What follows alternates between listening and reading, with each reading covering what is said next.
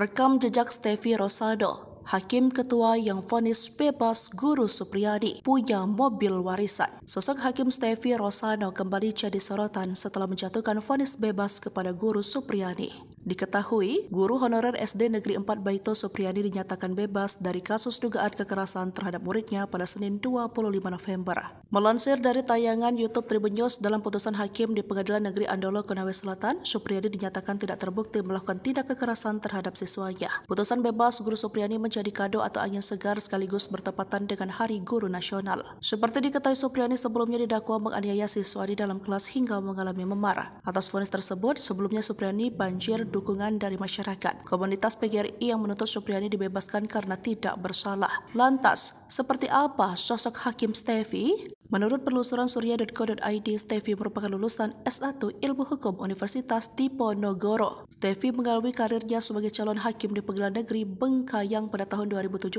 hingga 2019.